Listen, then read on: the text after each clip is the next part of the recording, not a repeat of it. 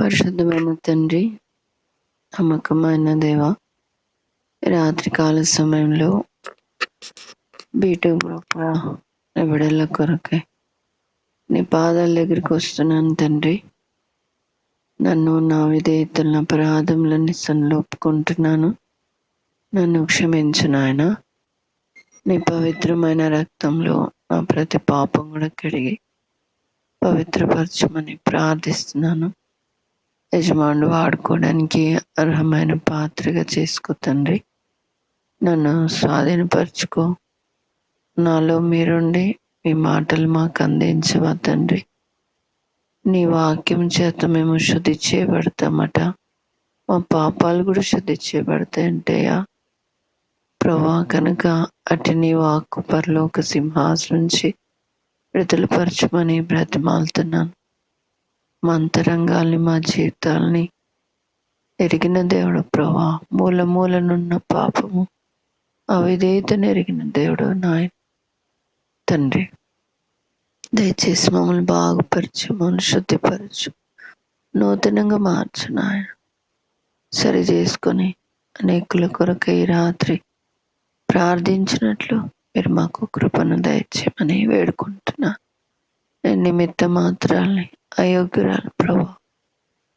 తండ్రి, నీ బిడ్డల ప్రార్థన బట్టి, నీ బిడ్డల పట్ల నీకున్న ప్రేమను బట్టి మీరే దినమున వాక్యాన్ని మాకు అనుగ్రహించమని బ్రతిమాలుకుంటూ ఈ కృపని కోరుకుంటూ ఘనత, మహిమ, ప్రభావాలు మీకే ఆరోపిస్తూ అడిగి ఉంచిన దానికంటే అత్యధికంగా చేస్తున్నాను కృతజ్ఞతలు చెల్లిస్తూ యేసయ్య ఘనమైన నామంలో ప్రార్థిస్తున్నాను తండ్రి, ఆమేన్. 2వ దినవృత్తాంతాలు 16వ అధ్యాయము 9వ వచనం.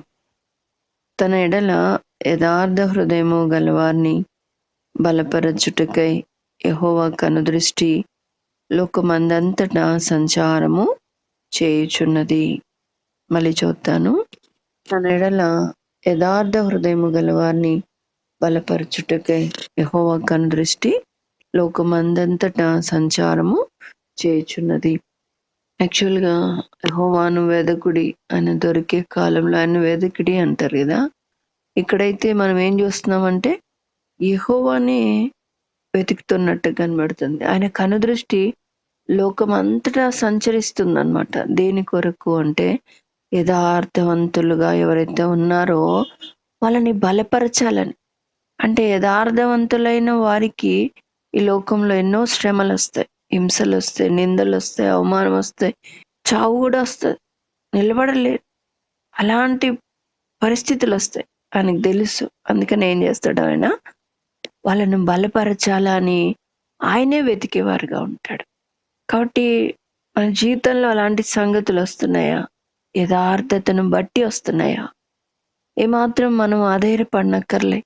మన బాధ రాకమునిపే మన కొరకే వెతికే మన దేవుడు ఉన్నాడు. కనుక ధైర్యంగా ఈ లోకంలో మనం ఉండాలి. అలాగా ఒక భక్తుడు ఉన్నాడు. అతను యథార్థవంతుడు, అతడు నమ్మకస్తుడు. అతని గురించి మనం చూద్దాం.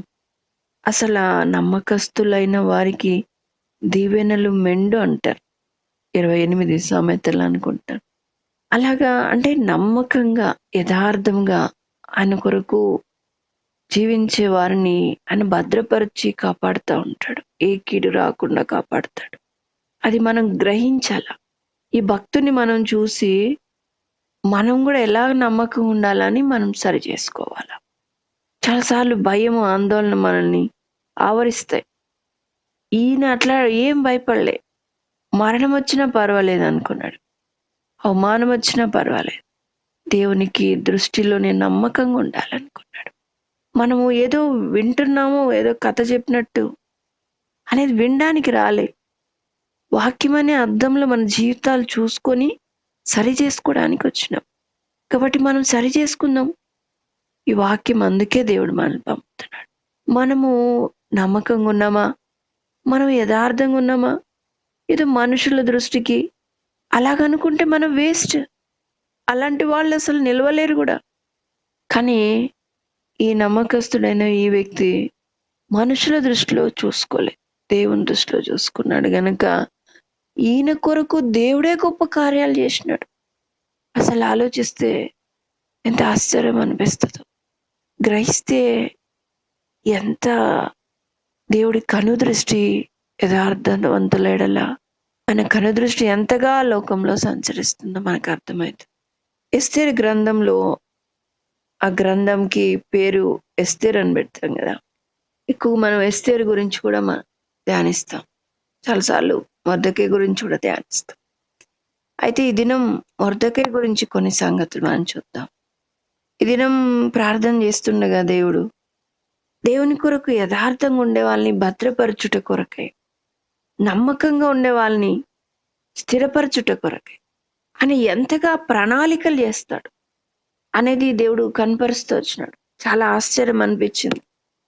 చాలాసార్లు మనం ఏమంటాం, ఎస్తేరు కొరకు వస్తుంది దేవుడు ముందే ప్రణాళిక చొప్పున తీసేస్తున్నాడు. అది కూడా నిజమే. అసలు ఆ ఎస్తేరు ఎందుకు అక్కడికి వెళ్ళింది? రాణి స్థానంలోనికి ఎస్తేరు వెళ్ళడానికి కారణం ఏంటి?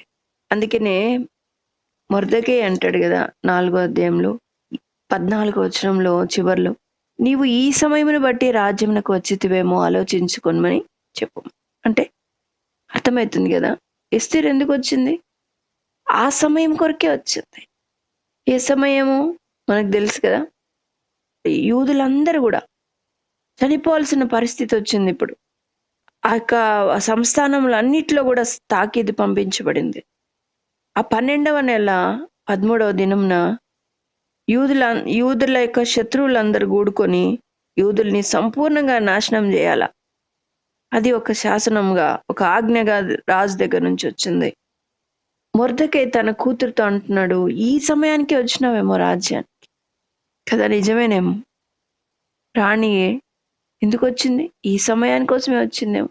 అసలు ఆ సమయం ఎట్లా క్రియేట్ అయింది? యూదులు చావడానికి, చంపబడ్డానికి, ఆ తాకీదు రావడానికి కారణం ఎవరు? మొర్దెకై కాదా?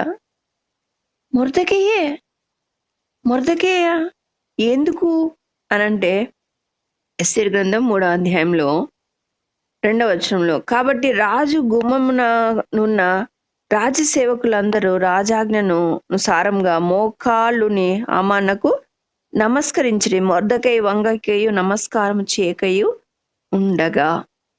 మొర్దెకై ఎలాంటి వాడన్నది దేవునికి ఎప్పటి నుంచో తెలుసు. ఇక్కడ మొర్దెకై నమ్మకత్వం బయటపడుతుంది, యథార్థత బయటపడుతుంది. ఎన్ని రాజ్యాలు వచ్చినా, రాజులు వచ్చినా తాను మాత్రం తన దేవునికి నమ్మకంగా ఉన్నాడు. ఏమంటున్నాడు అనంటే 3వ వచనంలో, నీవు రాజాజ్ఞకి ఎందుకు భయపడవు, అలాగా లోపడవు అనంటే, మొర్దెకై మాట్లాడుతున్న మాటలు చూడండి. 4వ వచనంలో చివర్లో అతడు ఏమంటున్నాడు, నేను యూదుడను గనక ఆ పని చెయ్యజాలనని వారితో చెప్పి ఉండేను. చూసారా, ఎందుకని తాను మొక్కక ఉన్నాడు? గర్వమా, లేకపోతే రాజాజ్ఞ అంటే లెక్కలేని తరమా? అట్లా ఏం లేదు. హామాన్ అంటే కోపమా? అట్లా ఏం లేదు. ఒకటే, తన దేవుడికి తన నమ్మకంగా ఉన్నాడు. తను యూదుడు గనక అలాగున నేను నమస్కరించను అనే మాట చెప్తాను, అంతే తప్ప ఇంకేం లేదు. ఆ పని చెయ్యజాలని చెప్తాను. చూడండి, ఈ పని మనుషుల దృష్టిలో తప్పుగా కనబడుతుంది. ఎవరి దృష్టి అంటే ఇక్కడ స్పెషల్ గా రాస్తున్నారు. ఇంతమంది ఉన్నారు యూదులు. ఎంతమంది ఉన్నారు? 120 సంస్థానాలలో, 27 సంస్థానాల్లో ఎంతమంది యూదులు ఉంటారు? ఎంతో మంది యూదులు ఉంటారు కదా. ఆ యూదుల్లో మొర్దెకై గురించి ఎందుకు రాసినారు అంటే ఏమని? మొర్దెకై ఎలా ఉన్నాడు? యథార్థంగా ఉన్నాడు. ఇప్పుడు ఆ యథార్థవంతుని మీద ప్రభు కనుదృష్టి ఉంది. అంతేకాదు, ఆ ప్రభు ఏం చేస్తున్నాడు? ఆ మొర్దెకైని బలపరుస్తున్నాడు కూడా. మనము 1 కొరింథీ 2వ అధ్యాయంలో చూస్తాం కదా. ఇక్కడ తన్ను ప్రేమించే వారికి ఆయన ఏం సిద్ధపరిచినాడో అది కంటికి కనబడలేదు, చెవికి వినబడలేదు, హృదయానికే గోచరంగా కాలేదు. కానీ ఆత్మ కలిగిన వాడు దాన్ని వివేచిస్తాడు. మొర్దెకై దేవుని ఆత్మ కలిగిన వాడు దాన్ని వివేచించగలుగుతున్నాడు గనుక ఈ లోక సంబంధమైన ఎన్ని సంగతులు వచ్చినా యూదుడు ఎట్లా ఉండాలో అట్లా ఉంటున్నాడు.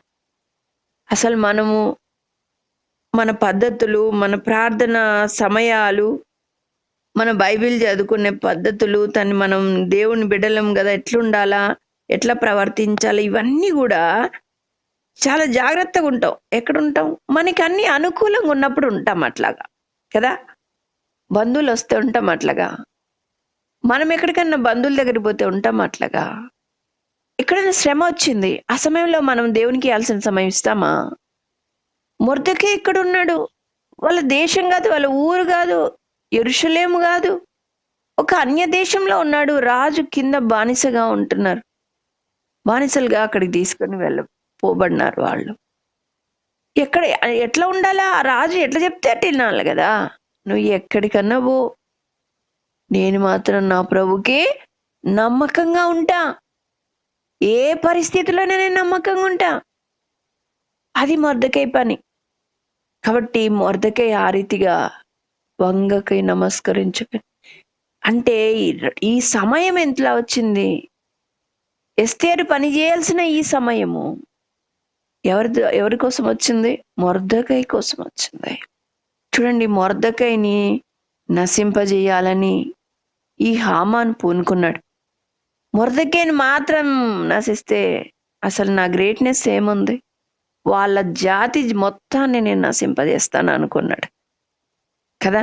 అట్లా అనుకొని మొదటి నెల 13వ తారీఖున ప్రాతగన్లంతా పిలిపించి రాయించి, కరెక్ట్గా 12వ నెల 13 అను 12వ నెల 13వ దినాన మొత్తము యూదులందరూ కూడా సంహరించబడాలి. అది రాజాజ్ఞ. ఇంకా యూదులు ఎక్కడ ఉండకుండా మొత్తం వాళ్ళ పిల్ల పాపలు, శిష్యులు, ఆడవాళ్ళు అందరిని చంపేసి వాళ్ళ ఆస్తిపాస్తులంతా తీసేసుకోండి ఇట్లా చెప్పిన. అసలు అది వినంగానే మొర్దెకై తన బట్టలు చింపుకొని, గోనె పట్ట వేసుకొని, బూడిదేసుకొని ఎంతో మహారోదనతో, మహాశోకంతో రోధిస్తా ఉన్నాడు. ఒకవైపు తాను నిష్టగా ఉన్నాడు, ఎలాంటి పరిస్థితిలో అనేది జాగ్రత్తగా మనం గమనించాలి. తన వల్ల ఇంత పెద్ద కష్టం వచ్చి పడి, తన ప్రజలందరికీ, జనాంగం అంతటికి. ఇప్పుడు ఇది తెలిసిన వాళ్ళు యూదులు ఎంతగా తిడతారు చెప్పండి మొర్దెకైని. నీ వల్ల ఎంత మంది నాశనం అవుతున్నారు చూస్తున్నావా? పెద్ద భక్తి అని అంటున్నావు. ఆ దేవుడు ఏం చేసినాడు? ఇప్పుడు నీ జనాంగానే ఇప్పుడు నాశనం చేస్తున్నాడు. ఆ దేవుడు ఏడి? ఎంతమంది అని వింటారో. ఏమన్నా చెక్కు చెదిరినాడా మొర్దెకై? ఏమన్నా పద్ధతిలో మార్పు కలిగిందా మొర్దెకైలో? ఇప్పుడన్నా నేను హామాన్ దగ్గర పోయి బతిమాలుకుంటా, ఎన్నిసార్లు కావాలంటే అన్నిసార్లు మొక్కుతాను, నా జనాంగాన్ని నేను కాపాడుకుంటానని మనుషుల కాళ్ళ వేరం పోయినాడా? తానేం చేస్తున్నా తాను ఎరిగిన వాడుగా ఉన్నాడు. తాను దేవుని దృష్టిలో నమ్మకస్తుడిగా ఉంటున్నాడు. అది తాను ఎరుగును కనుక ధైర్యంగా ఉన్నాడు. ప్రార్థనతోనే అన్ని చేస్తా ఉన్నాడు మొర్దెకై. ఈవెన్ తన కూతురు అయినప్పటికీ అక్కడ ఏం మాట్లాడుతున్నాడు? క్లియర్ చేస్తున్నాడు. ఈ సమయానికే వచ్చినావేమో, నువ్వు మౌనంగా ఉంటే సహాయము వేరొక చోటు నుండి వస్తుంది, నీవు నీ తండ్రి ఇంటి వారు నశిస్తారని చెప్తున్నాడు. ఎంత తన కుమార్తెను కూడా హెచ్చరిస్తా ఉన్నాడు, గద్దిస్తా ఉన్నాడు. ఆ కుమార్తె వెంటనే లోబడింది. ఆ తర్వాత సంగతులు మనం చూస్తాం.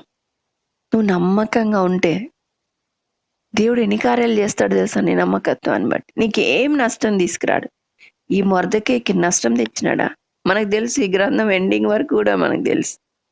ఏ స్థానంలో ఉన్న మొర్దెకై ఏ స్థానంలోకి వెళ్ళిపోయినాడు? స్థానంలోకి వెళ్ళిపోయాడు, రాజు తర్వాతి స్థానంలోనికి. ఇప్పుడు మొర్దెకై ఏం చెప్తే కూడా అక్కడ అది జరిగిపోతుంది అంతే. షూషన్ కోటలేమి 112 127 సంస్థానంలో. అలాంటి స్థానానికి దేవుడే హెచ్చించినాడు. అసలు మొర్దెకై ద్వారా ఎంత ఘనత పొందినాడు దేవుడు. అసలు ఎన్ని లెసన్స్ ఇక్కడ మనం నేర్చుకుంటాం. నువ్వు నిజంగా నమ్మకంగా ఉంటే. చాలాసార్లు మనం మాట్లాడతాం, అయ్యా వాళ్ళు తీసిన గోతిలో వాళ్ళు పడేటట్లు చూడు, వారు తీసిన కత్తి వారిలోనే దూరినట్లు చెయ్యి అని అంటాం. నిజంగా ఆ కార్యం నీలో జరగాలంటే నువ్వు అంత నమ్మకంగా ఉన్నావా దేవునికి? నిజమే. ఇప్పుడు ఎలాంటి వారిలో ఇలాంటి వాక్యాలు నెరవేర్చబడతాయి? మొర్దెకై లాంటి వాళ్ళలో నెరవేర్చబడతాయి. మొర్దెకై గురించి మనకు తెలుసు కదా.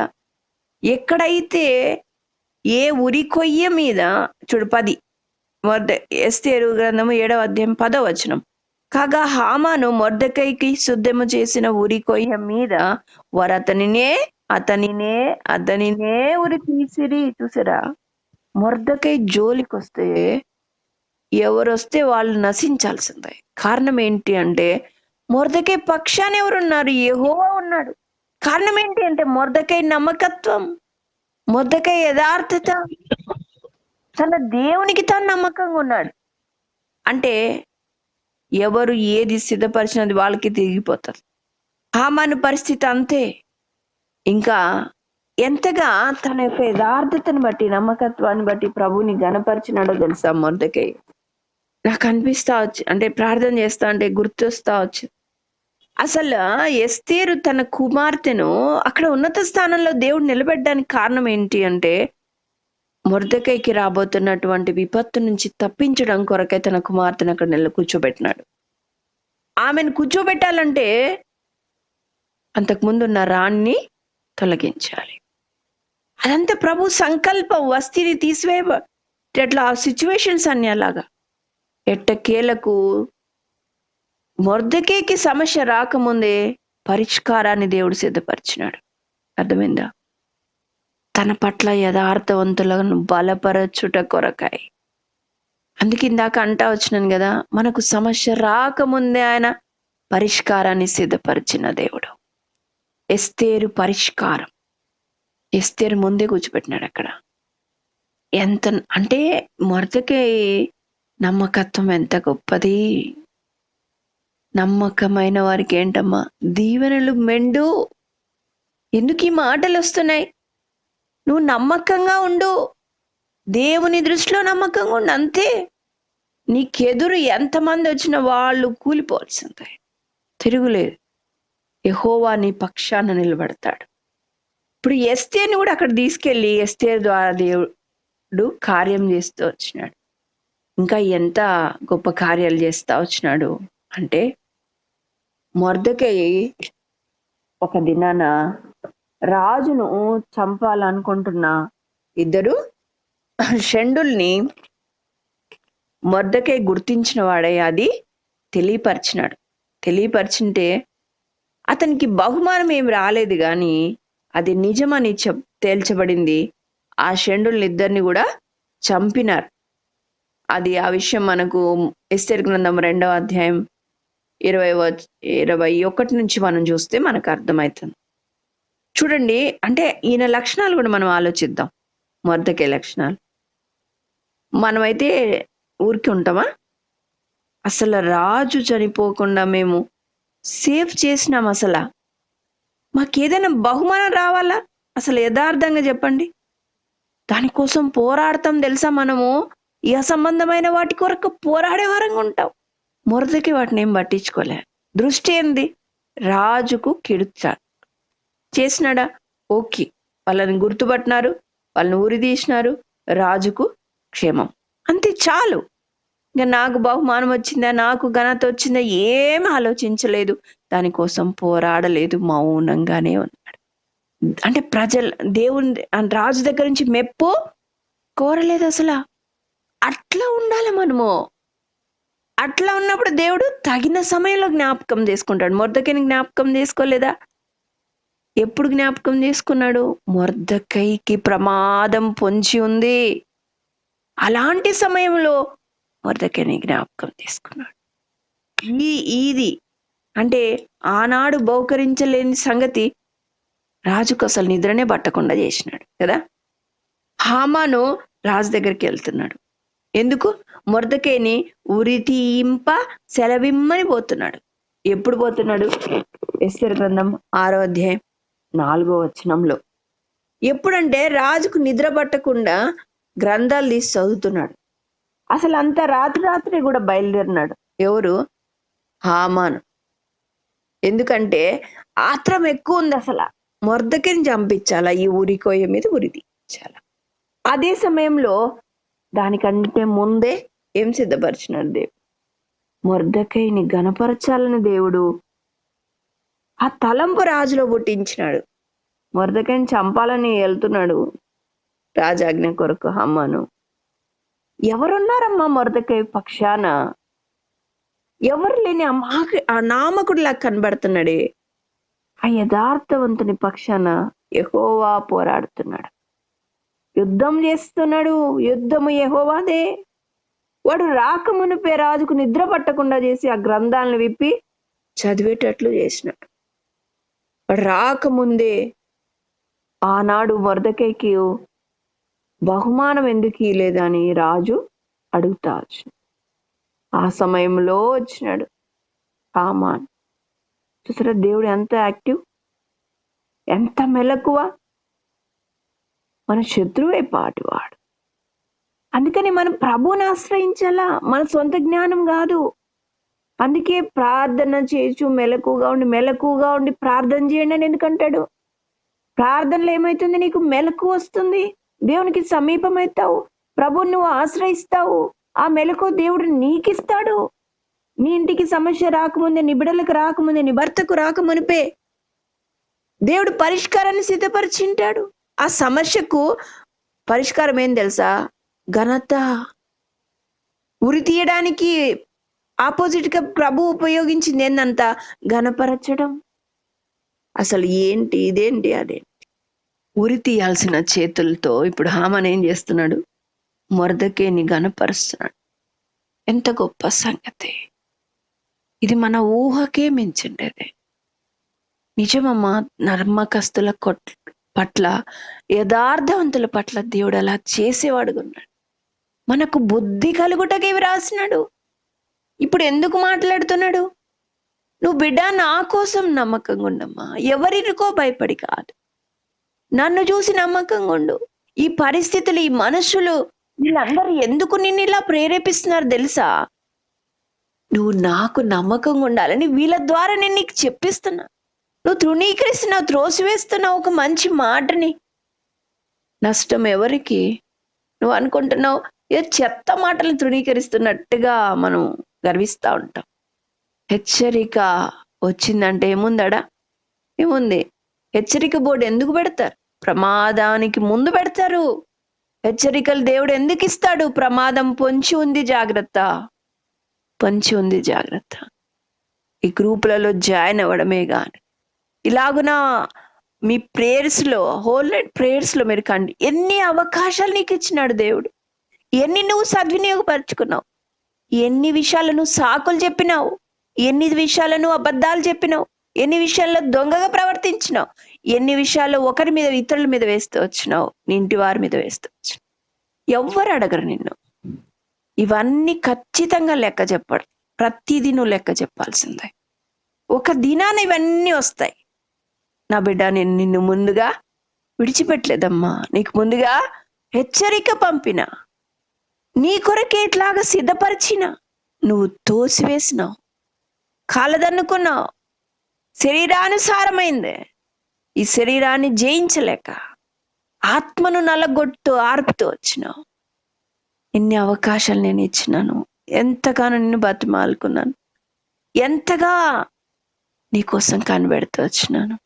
నువ్వు తృణీకరిస్తూ నా చేతకు అయిపోయింది. నీ సమయం రావాల్సిందేదో వచ్చేసింది. దేవుడిచ్చే అవకాశాలని మనం దుర్వినియోగపరచుకోవద్దు. ఎంతో మందికి ధన్యత లేదు.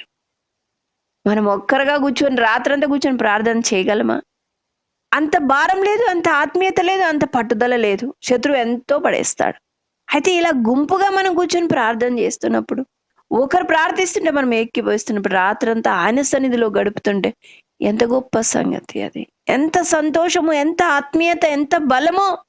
శారీరకమైన బలము కాదు, బలము.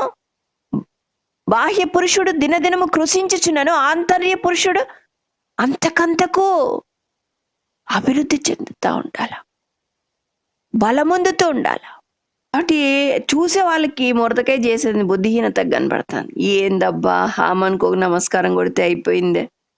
ఈయన ఎక్స్ట్రా కదా, భక్తి అంటే, ఆత్మీయత అంటే ఇప్పుడు ఎక్స్ట్రాగా కనబడుతుండేది లోకంలో ఉన్న మనుషులకి. ప్రకటన గ్రంథం 12వ అధ్యాయం 12వ వచనంలో అనుకుంటా, వాడు సమయం కొంచెంగా ఉందని బహు క్రోధంతో వాడు దిగి వచ్చినాడమ్మా. నిజం చెప్పండి, మనం చిన్నగా ఉన్నప్పటికీ ఇప్పటికీ ప్రార్థన ఎంత విపరీతంగా పెరుగుతా ఉంది. సాతాను ఎందుకు పెరిగింది ఇంత ప్రార్థన?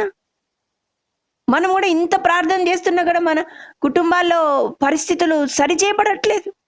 ఎంతో ప్రార్థన, ఎంతో కఠినమైన పరిస్థితులు కూడా వెళ్తే తప్ప కొంచెం కదలట్లే. కారణం ఏంటంటే బయట శత్రువు అంత విజృంభిస్తున్నాడు. యవనస్తులేమి, పిల్లలేమి, పెద్దవాళ్ళేమో, మ్యారేజ్ అయిన వాళ్ళేమి, ముసలి వాళ్ళేమి పాపంతో పడద్రోస్తున్నాడు వాడు. ఒకటైపోతే ఇంకోటి, ఒకటైపోతే ఇంకోటి. టోటల్గా దేవుని మీద వారు మన దృష్టి లేకుండా చేస్తున్నాడు. అలాంటి వాళ్ళని మనం దేవుని వైపు మళ్లించాలంటే మనం అంతో ఇంతో దేవుడు మనం రక్షించుకున్నాడు, ఇలాగ సమకూర్చుకున్నాడు కదా, మనం ఏం చేయాలా? ఎడతెగక ఎందుకు చెప్తున్నాడు? బుద్ధి లేదా దేవునికి? ఎందుకు ఎడతెగక ప్రార్థన చేయంటున్నాడు ఆయన? దివారాత్రులు కోజాడమంటున్నాడు ఎందుకు? నిత్యము ప్రార్థన చేయమంటున్నాడు ఎందుకు? ఎప్పుడో కొద్దిసేపు ప్రార్థన చేస్తే ఎప్పుడు ప్రార్థన ఏందబ్బా ఇది? ఎక్స్ట్రా కాదు, ఇది కాదు ఎక్స్ట్రా. బయట సైతాన్ చేస్తున్నాడు చూడు తీవ్రంగా. అది ఎందుకు మనం గుర్తుపట్టలేకపోతున్నాం? సంగతులు అంటే కూడా శరీరానుసారమైన మనసుతో ఉన్న మనకు ఆత్మ సంగతులను వివేచించలేకపోతున్నాం. అదే మనకు 1 కొరింథీ 2వ అధ్యాయంలో కనబడుతుంది. లౌకికాత్మ కలిగిన ఆత్మీయ సంగతులు వివేచించలేరు. చదవండి 2వ అధ్యాయం, మీకు క్లియర్గా అర్థమవుతుంది. ఎక్కడున్నా మనము ఆత్మ సంగతులు వివేచించే వాళ్ళలో ఉన్నామా? వివేచించలేని పరిస్థితిలో ఉన్నామా? పోనీ ఆత్మీయులు ఎవరో చెప్తా ఉన్నారు, వాళ్ళు ఎందుకట చెప్తున్నారు? మనం పడద్రోయాలనా, మనం పాడు చేయాలనే, మనం నష్టపరచాలనా, మన ఆరోగ్యాలు పాడు చేయాలనే, మన కుటుంబాలు పాడు చేయాలని చెప్తున్నారా? ప్రభు దృష్టిలో మనం నమ్మకస్తులుగా మనం జీవించాలి. ఈ మొర్దెకై వల్ల ఇట్లా కార్యం చాలాసార్లు మనం మనుషులు చూడాలా, మనుషులు మెచ్చుకోవాలా, మనుషులు ఏదో అనుకోవాలి. ఏంది అనుకుండేది? అప్పుడు వాళ్ళ మనుషులు ఏదో అనుకో నేను పొగిడినారనుకో, అప్పుడే పోయి ఉంటుంది నువ్వు సంపాదించిన ఆత్మలేందో, ప్రయాస ఏందో, నీవు ప్రయాసపడిందంతా కూడా 0 వచ్చేసింటది మార్కులు. మత్తయి సువార్త 6వ అధ్యాయంలో ఉంటుంది ఆ సంగతి. అంతేకాదు ఇంకొక చోట కూడా ఉంటది, మార్కు సువార్తలో. ఒకవేళ మనుషులు నిన్ను పొగిడిన వెళ్ళి అది శ్రమ అంటారు. నీకు శ్రమ, మనుషులు నిన్ను కొనియాడితే నీకు శ్రమ. దానికోసం పరుగులెత్తుతాం, మనుషుల దృష్టిలో ఏదో కావాలని. చాటున ఉండు, దాగి ఉండు, వాళ్ళ కార్యం జరుగుతుందా లేదో చూడు. అట్లాగా గర్విస్తున్నావు, లేకపోతే కనపరుచుకోవాలనుకుంటున్నావు అంటే మోసపోద్దు. నీలో శత్రువు ఉన్నాడు, ఖచ్చితంగా ఉన్నాడు. వాడిని పారద్రోలల్లా ముందు దాని గురించి రాసిపెట్టు. ఎవరి దగ్గర మెప్పు పొందాలని కాదు. సైతాను నాలో ఉన్నాడు, వాడు నన్ను గర్వింపజేస్తున్నాడు, ప్రభు మహిమను దొంగిలించాలని ప్రయత్నం చేస్తాడు. ప్రభు సహాయం చేయి, వాడి నుంచి నన్ను దూరపరచు, ఆ తలంపులు తీసే, నీ పనికి నేను అడ్డు, దయచేసి నన్ను సహాయం చేయి, నన్ను సరిచేయి ప్రభా, నన్ను కొట్టైనా సరిచేయి ప్రభా. అట్లా మనం బతిమాలుకోవాలా? ఇక్కడ ఒక మాట చూపిస్తాను చూడండి, మత్తయి సువార్త 6వ అధ్యాయం, ఒకటే ప్రేరేపణ వస్తుంది. 1వ వచనం, మనుషులకు కనబడవలనని వారి ఎదుట మీ నీతి క్రియలను చేయకుండా జాగ్రత్త పడుడి, లేని ఎడల పరలోకమందున మీ తండ్రి యొద్ద మీరు ఫలము ఏమంట పొందారు. అర్థమైందా? నువ్వు దేవుని దగ్గర ఫలం కావాలా, మనుషుల దగ్గర ఫలం కావాలా? మనుషులు కనపడాలి నువ్వు చేసుకుంటున్నావు కదా, కాబట్టి ఓకే, నువ్వు కింద పొందుకున్నావు, మనుషులు ఓకే చూసినారు, మెచ్చుకున్నారు, అయిపోయింది. అయితే నీకేం మిస్ అయిపోయింది? దేవుని దగ్గర ఫలం పొందారు. అర్థమైందా? మొర్దెకై లాంటి వాడు కాదు, మనుషులు మెప్పు కోరాలనుకునేవాడు కాదు. లేకపోతే రాణి కదా, రాణిని ఏమన్నా అరుస్తే ఏమన్నా, ఆమె రాణి కదా, నా కూతురైనప్పటికీ మళ్ళా ఆమెని ఇంత పెద్ద మాట అంటున్నాను, అట్లా ఏం అనుకోలేదు. దేవుడు హెచ్చరించమంటున్నాడు, హెచ్చరించేసినాడు, అంతే. లోబర్చుకునేది ఆయన పని, ఆయన చేసినాడు. ఎస్తేరుని ఎట్లా మలిచింది ఆమె హెచ్చరిక. అంతకుముందు అంటే రాజు దగ్గరికి వెళ్ళే దాని గురించి డౌట్ పడిన ఎస్తేరు ఇప్పుడు ఏమైంది? నేను నశిస్తా, నా జనుల కొరకు నేను రాజు దగ్గరికి ఖచ్చితంగా వెళ్తాను అని చెప్తావు. ఆ తీర్మానంలోనికి వచ్చేటట్లుగా చేసింది ఆ హెచ్చరిక. మొర్దెకై ఎంతసేపు నా ఆత్మీయ దృష్టిలో చూస్తున్నాడు, దేవుని దృష్టిలో ఆ తలంపుతోనే ఉన్నాడు. గనుక దేవుడు మొర్దెకైని కనపరుస్తూ వచ్చినాడు. కదా. ఏ కొయ్య మీద తాను ఉరిదీయబడాల్సిందో అదే కొయ్య మీద హామాను కూడా ఉరితీయబడేటట్లు దేవుడే చేసినాడు. ఇంకా ఏం చేసినాడు? ఎస్తేరు గ్రంథం 6వ అధ్యాయంలో ఆడొక స్టేట్మెంట్ చెప్తా ఉంది వాళ్ళ భార్య, 13వ వచనం. దానికి కారణం ఎవరు? మొర్దెకై యొక్క నమ్మకత్వం. గుర్తుపెట్టుకోవాలి. నీ ద్వారా దేవుడు మహిమపరచబడాలంటే నీ నమ్మకత్వం అవసరం, నీ యథార్థత అవసరం. మధ్యలో చదువుతాను కింద, జెరెషును ఎవని చేత నీవు అధికార నష్టం కలుగుచున్నదో నీకు ఆ మొర్దెకై యూదుల వంశపు వాడైన ఎడల అతని మీద నీకు జయము కలుగదు, అతని చేత నీవు అవశ్యముగా చెడిపోదు అని అతనితో చెప్పాను. చూసారా దేవుని నామానికి ఎంత మహిమ ఘనత అక్కడ. ఆ వ్యక్తి యూదుడైతే నువ్వు నశించాల్సిందే, నీకు నష్టం కావాల్సిందే. ఇంత పెద్ద స్టేట్మెంట్ రావడానికి కారణం యూదుడులాగా ప్రవర్తించినాడు గనక. నీవు దేవుని బిడ్డ విశ్వాసంతో ప్రవర్తించు, అప్పుడు దేవునికి ఘనత కలుగుతుంది. ఇంకా మొర్దెకై పరిస్థితి ఎంతవరకు వెళ్ళింది మనకు తెలుసు. ఆ ఉంగరాన్ని చూసి రాజు ఏం చేసినాడు? 8వ అధ్యాయం 2వ వచనం. ఇంకా అంత స్టోరీ అంతా చెప్పుకుంటే చాలా టైం పడుతుంది కనుక ముందుకే వెళ్తున్నా, మనకు తెలుసు కనుక. 8వ అధ్యాయం 2వ వచనంలో రాజు హామాను చేతిలో నుండి తీసిన తన ఉంగరాన్ని మొర్దెకైకి ఇచ్చెను. చూసారా, ఎస్తేరు మొర్దెకైను హామాను ఇంటి మీద అధికారిగా ఉంచెను. ఇవన్నీ మొర్దెకై కోరలేదమ్మా, ఆశించలేదు కూడా, ప్రయత్నం కూడా చేయలేదు. దేవుడే ఇచ్చినాడు. నీకు ఇవ్వబడిన కొంచెంలో నువ్వు నమ్మకంగా ఉండు, ఆయన అనేకమైన వాటి మీద నియమిస్తాడు. శత్రువు ఇంటి మీద తనకు అధికారం ఇచ్చినాడు. శత్రువు చేతిలో ఉన్న ఉంగరం తీసి ఇప్పుడు తన చేతికి వచ్చింది. రాజు ముద్రించే ఉంగరం అది. అంతేకాదు, ఇప్పుడు మొర్దెకై స్థానం ఎంత ఉన్నతంగా వచ్చిందంటే మొర్దెకై రాయించినాడు ఇప్పుడు రాజు ఉంగరంతో. ఏమని? యూదులు అదే 12వ నెల 13వ దినాన వాళ్ళ శత్రువులందరి మీద పగ తీర్చుకోవచ్చు. 13వ వచనం 8-11. ఆయా ప్రదేశంలో నుండి తమకు విరోధులకు జనుల సైనికులందరినీ, చూసారా, సైన్యంతో సహా వీళ్ళు చంపొచ్చు. శిశువులను స్త్రీలను కూడా సంహరించి హతము చేసి నిర్మూలపరచి వారి వస్తువులను కొల్లపెట్టుటకు రాజు యూదులకు సెలవిచ్చినని దాని యందు రాయబడి. చూసారా, ఇప్పుడు మొర్దెకై రాస్తా ఉన్నాడు రాజు ఉంగరం ముద్రతో. తను ఏం చెప్తుంటే అది ముద్రించబడుతుంది, అది నెరవేర్చబడుతుంది. ఒకప్పుడు హామాను చేసిన సంగతిని బట్టి షూషను కోటలో కలవరం వచ్చేసింది. ఇప్పుడు మొర్దెకై చేసిన సంగతిని బట్టి 15వ వచనం చివరిలో షూషను పట్టణము ఆనందించి సంతోషం అందాను. ఇప్పుడు ఎక్కడ ఏ దినం అయితే శత్రువు నశించాలో ఆ దినమునే, ఆ స్థలమునే దేవుడు ఆ శత్రువుని తన ప్రజల చేతికి అప్పగించినాడు. అర్థమైందా? ఇది ఎవరి వల్ల సాధ్యమైంది? నమ్మకస్తుల వల్ల, యథార్థవంతులు. ఇటు కార్యములు నీ ద్వారా దేవుడు చేయించాలంటే నీకు ఇవ్వబడిన కొంచెంలో నమ్మకంగా ఉండి. ఇది ఎంత గొప్ప సంగతి. మనం ఏదో శరీర ఆవేశంతో ఆ పని ఈ పని దేవుని పని పరిగెత్తుకుంటూ చేస్తూ ఉంటాం. చేసి ఎంతో చేసినాం అనుకుంటుంటాం. అదంతా ముందు పక్కన పెట్టి నీకెంత ఇచ్చినాడో, దేంట్లో నువ్వు సరిగా ఉండాలని చెప్తున్నాడో దాంట్లో సరిగా ఉండి చాలు. ఊరికి అటు ఇటు పరిగెత్తి సమయం వృధా చేసుకోవద్దు. ఒక చోట ఉంటది, ఇక్కడ ఈ మధ్యలో కాలంలో నేను చూస్తా వచ్చినాను, అది మీకు చూపిస్తాను. అపోస్తుల కార్యాలు, సారీ రోమా అనుకుంటా, రోమిలకు రాసిన పత్రిక 15వ అధ్యాయము. ఇప్పుడైతే 23వ వచనం. ఇప్పుడైతే ఈ ప్రదేశములలో నేనిక సంచరింపవలసిన భాగము లేదు గనుక అంటాడు పౌలు. అంటే ఏమని అర్థం? భాగాలు ఉన్నాయి, నేను సంచరించాల్సిన భాగాలు లేవు. అంటే ఒక మనిషికి కొంచెం సమయం, కొంచెం స్థలము, కొంచెం భాగం దేవుడు కేటాయించింది. అంతవరకే మన పని గాంధీ కొరకు మనం పరిగెత్తకూడదు. సమయం వేస్ట్, దానివల్ల నష్టం కూడా వస్తుంది. నేను సంచరించాల్సిన భాగము లేదు. ఇక గనుక ఇక్కడ ఇంకా మీ దగ్గరికి రావాలని నేను సిద్ధపడుతున్నాను అంటాడు పౌలు. అటు మనం కూడా గుర్తుపెట్టుకోవాలి, అనవసరమైన వాటికి పరిగెత్తొద్దు.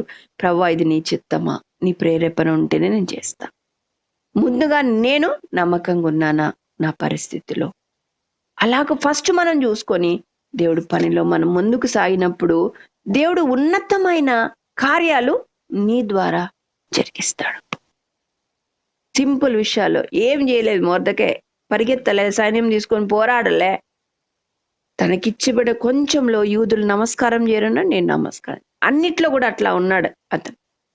కనుక తగిన దినాన దేవుడు హెచ్చిస్తూ వచ్చినాడు.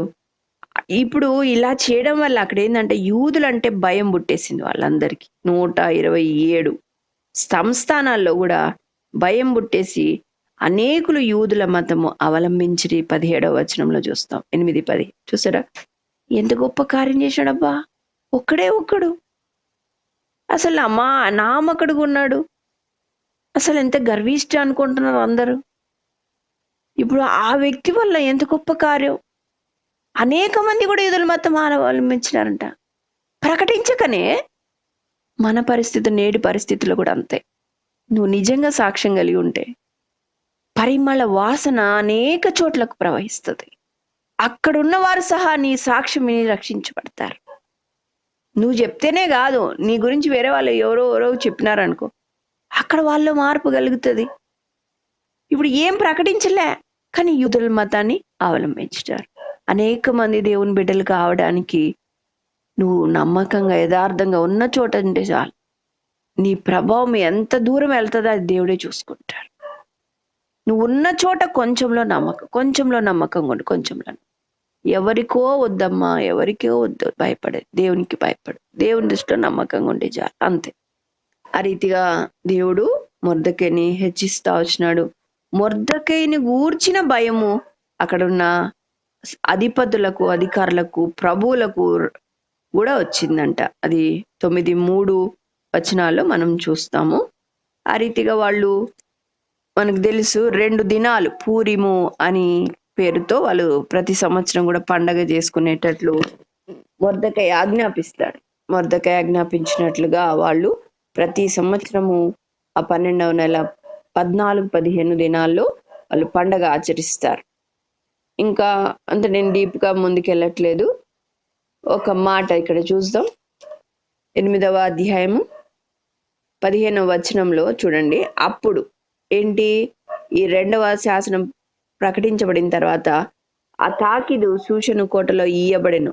అప్పుడు ఏమైతుంది, మొర్దెకై ఊదా వర్ణమును తెలుపు వర్ణమును గల రాజవస్త్రమును, బంగారపు పెద్ద కిరీటమును, అవిసె నారతో చేయబడిన ధూమ్రవర్ణము గల వస్త్రములను ధరించుకున్న వాడే రాజు సముఖము నుండి బయలుదేరెను. చూసారా, అందు నిమిత్తము శూషను పట్టణము ఆనందించి సంతోషం. చూసారా ఎంత ఘనత దేవుడు మొర్దెకైకి ఇస్తా వచ్చినాడు. అలాగనే ఇంకా 10వ వచనంలో కూడా ఒక మాట మనం చూస్తే, ఈ మొర్దెకై సంగతట ఇక మాది యొక్క పారసీకుల యొక్క రాజ సమాచార గ్రంథమందు వ్రాయబడింది. అది 2వ వచనంలో మనం చూస్తాం. మొర్దెకై గురించి అందులో నేడు కూడా ఉంది. అంటే చరిత్ర గ్రంథాల్లో మొర్దెకై గురించిన సమాచారం. అంటే మనము దేవుని బిడ్డలంగా మనము ఆశించము, ప్రయత్నం చేయము ఆయన ఘనత కొరకు, కానీ తాను హెచ్చిస్తాడు. దేవుడు అంటాడు కదా, నన్ను గణపరిచేవా నేను గణపరుస్తానంట. అది ఆయన పని, మన ప్రయాస కాకూడదు, ఆయన పని అది. తగిన సమయంలో ఉన్నతమైన స్థానానికి ఆయన తీసుకెళ్లేవాడుగా ఉంటాడు. అంతేకాకుండా 3వ వచనంలో మనం చూస్తే 13లో, యూదుడైన మొర్దెకై రాజైన అహష్వేరోషునకు ప్రధానమంత్రిగా నుండి తన వారందరితో సమాధానంగా మాట్లాడుచు తన జనుల యొక్క క్షేమమును విచారించువాడును, యూదులలో గొప్పవాడునై తన దేశస్తులో చాలా మందికి ఇష్టడుగా ఉండెను. దేవుడు అట్లాగా మొర్దెకైని ఆశీర్వదిస్తూ వచ్చినాడు. కాబట్టి మాటల ద్వారా మనము గ్రహించేది ఏంటంటే, ఒక్క నమ్మకత్వమే ఉంది ఆయనలో, యథార్థతే ఉంది, అంతే. మిగతాదంతా దేవుడే చూసుకున్నాడు. కానీ ఆ యథార్థత అది గమనించాలి. మనం కూడా ఉంటాం నమ్మకంగా, కానీ అన్ని సందర్భాల్లో ఉంటామా, అది ఇంపార్టెంట్.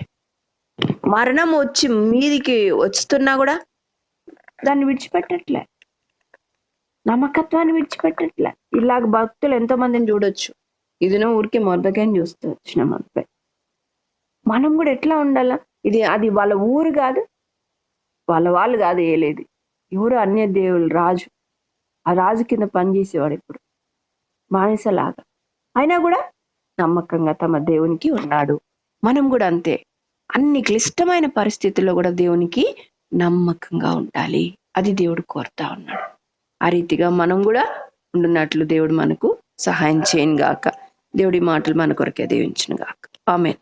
కృప కలిగిన ఆయన, అర్జున్ కలిగిన దేవా, పరలోకున్న మా తండ్రి, ఈ రాత్రి కాల సమయంలో ప్రభా నువ్వెంత ప్రేమ కలిగిన దేవుడవో నైనా తండ్రి ప్రభా, నీ యొక్క జీవం కలిగిన మాటలనైనా తండ్రి ప్రభా, మీరు నైనా తండ్రి ప్రభా నా ముందుకు నైనా తండ్రి ప్రభా నీ దాసాల ద్వారా నేను తండ్రి లేఖన భాగంలో ఒకరికై వందనములు చెల్లిస్తా ఉన్నాను ప్రభా.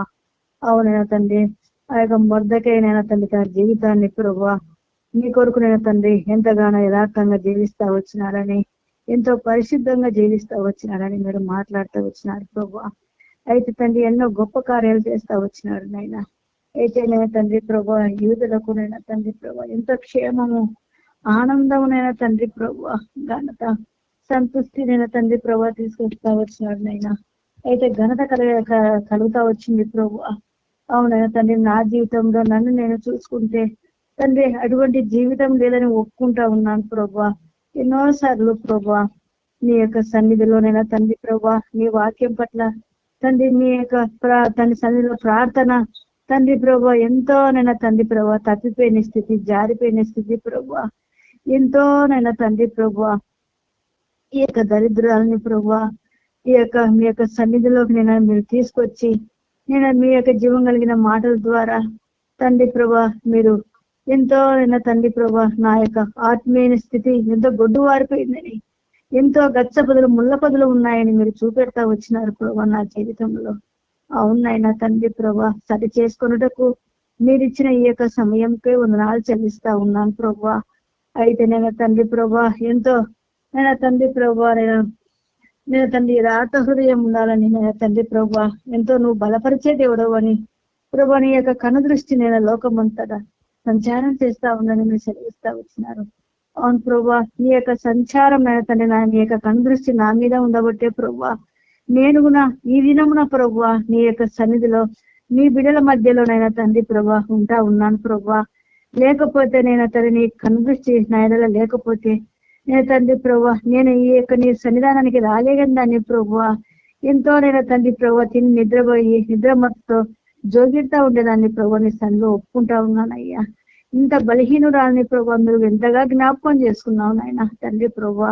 ఇంత గొప్ప దేవుడు ప్రభా. అయితే నేను తండ్రి ప్రభా నా జీవితంలో నేను తండ్రి ఇంకా కొరత కలిగి ఉన్నానని మీరు హెచ్చరిస్తా ఉన్నారు ప్రభా. ప్రార్థన తండ్రి ప్రభా యథార్థతనైనా తండ్రి ప్రభా ఎంతో అయినా తప్పిపోయిన స్థితి, జారిపోయిన స్థితి ప్రభా ఒప్పుకుంటా ఉన్నాను నాయన. దయతో నన్ను క్షమించయ్యా. నా యొక్క శరీరమే నాకు నేను తండ్రి ప్రభా ఎంతగానో అడ్డుగా ఉంది ప్రభా. దయతో నన్ను క్షమించయ్యా. అవును ప్రభా నా యొక్క శరీర బలహీనతల చేత ప్రభా నీ యొక్క సన్నిధిలో అయినా తండ్రి ప్రభా ఎన్నోసార్లు ప్రభా నేను తండ్రి నీ యొక్క తండ్రి ప్రభా ఈ యొక్క ప్రార్థనలో కొనసాగలేని దాన్ని ప్రభా దయతో నన్ను క్షమించయ్యా. ఎన్నోసార్లు ప్రభా నీ దాసుని హెచ్చరిస్తా వచ్చింది నాయన. అవును ప్రభా ఎన్నిసార్లు తప్పిపోయినావో అని. అవును ప్రభా తండ్రి దయతో నన్ను క్షమించయ్యా. తండ్రి నీ యొక్క సరి అయిన టైంలో నీ యొక్క సన్నిధిలో పాదంల చెంత కూర్చొనుటకు ప్రభా నేను తండ్రి నీ యొక్క సన్నిధిలో నీ యొక్క మాటలు వినుటకు ప్రభా వినే చెవి గ్రహించే మనసు నాకు అనుగ్రహించయ్యా. దయగలిగిందేవా నేనైతే ఎన్నో మార్లు ప్రభా నీ యొక్క సన్నిధిలో నీ యొక్క జీవం కలిగిన మాటలు నైనా తండ్రి ప్రభా ఎన్నో విడిచిపెట్టిన దానిగా ఉంటాను నానయ్యా. దయతో నన్ను క్షమించునైనా. అవుతండి ఇటువంటి పరిస్థితి నాలో ఉండకోకుండా మీరు సహాయం చేయడం వేడుకుంటా ఉన్నానైనా. దయతోనైనా తండ్రి దయతో నీ యొక్క సన్నిధి ఒప్పుకుంటా ఉన్నాను ప్రభా. నా యొక్క ప్రతి బలహీనతను నేను తండ్రి ప్రభు మీరు క్షమించి మీ అమూల్యమైన రక్తాన్ని అందరూ ప్రోక్షించండి, శుద్ధి చేయండి ప్రభా. దయగలిగిన దేవా అట్లా మొదకైనా తండ్రి ప్రభా ఎంతగానో నీ యొక్క సన్నిధిలో తన ప్రజల కొరకు నైనా తండ్రి ప్రభా ఎంతో ప్రార్థిస్తా వచ్చినాడు, ఉపవాసం ఉంటా వచ్చినాడు ప్రభా. అవునైనా నా జీవితంలో అనేకుల కొరకు ఉపవాసం ఉండి ప్రార్థించలేని దౌర్భాగ్యురాలను ప్రభువా నైనా ఎంతో మంది నశించిపోతా ఉన్నారు ప్రభువా నాయనా. అయితే వారి కొరకు ప్రార్థన జీవితం లేదని ఒప్పుకుంటున్నాను ప్రభువా. దయతో నన్ను కనికరించయ్యా. విషమంతైన నువ్వు తండ్రి ప్రభు నాలో నేను తండ్రి ప్రభువా అటువంటి ప్రార్థన జీవితం లేదని ఒప్పుకుంటా ఉన్నాను తండ్రి. అవునా, నువ్వు సృష్టించిన పిల్లలు ప్రభు నశించిపోతా ఉన్నారు ప్రభువా.